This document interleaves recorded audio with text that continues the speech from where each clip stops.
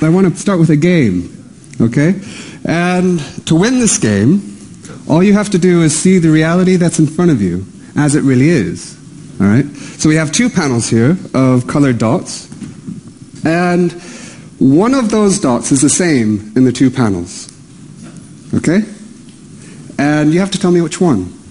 Now I'll narrow it down to the gray one, the green one, and say the orange one. So by a show of hands, we'll start with the easiest one. Show of hands, how many people think it's the gray one? Really? Okay. How many people think it's the green one?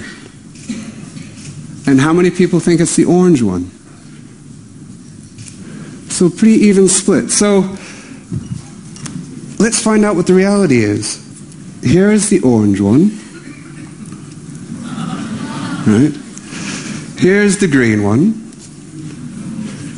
And here's the gray one. So for all of you who saw that, you're complete realists. All right?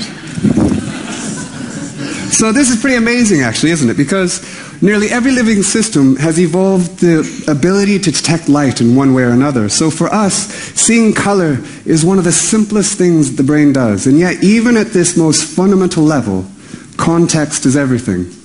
Okay? What I'm going to talk about is not that context is everything, but why is context everything? Because it's answering that question that tells us not only why we see what we do, but who we are as individuals and who we are as a society. But first we have to ask another question, which is, what is color for? And instead of telling you, I'll just show you. What you see here is a jungle scene, and you see the surfaces according to the amount of light that those surfaces reflect. Now, can any of you see the predator that's about to jump out at you? And if you haven't seen it yet, you're dead. Right? Can anyone see it? Anyone? No? Now let's see the surfaces according to the quality of light that they reflect. And now you see it. Right? So, color enables us to see the similarities and differences between surfaces according to the full spectrum of light that they reflect.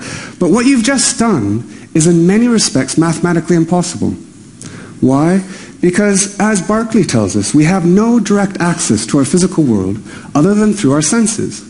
And the light that falls onto our eyes is determined by multiple things in the world. Not only the color of objects, but also the color of their illumination and the color of the space between us and those objects.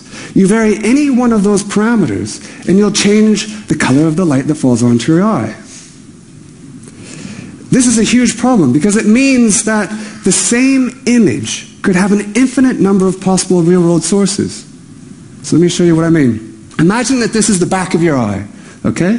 And these are two projections from the world. They're identical in every single way. Identical in shape, size, spectral content. They are the same as far as your eye is concerned. And yet, they come from completely different sources. The one on the right comes from a yellow surface in shadow, oriented facing the left, viewed through a pinkish medium. The one on the left comes from an orange surface under direct light, facing to the right, viewed through a sort of a bluish medium. Completely different meanings, giving rise to the exact same retinal information. And yet, it's only the retinal information that we get. So how on earth do we even see? So if you remember anything in this next 18 minutes, remember this, that the light that falls onto your eye, sensory information, is meaningless, because it could mean literally anything. And what's true for sensory information is true for information generally.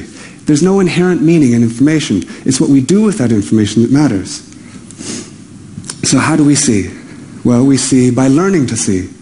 So the brain evolved the mechanisms for finding patterns, finding relationships in information, and associating those relationships with a behavioral meaning, a significance, by interacting with the world.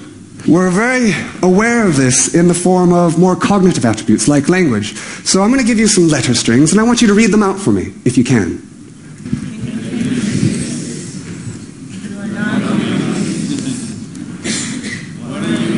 What are you reading? Half the letters are missing.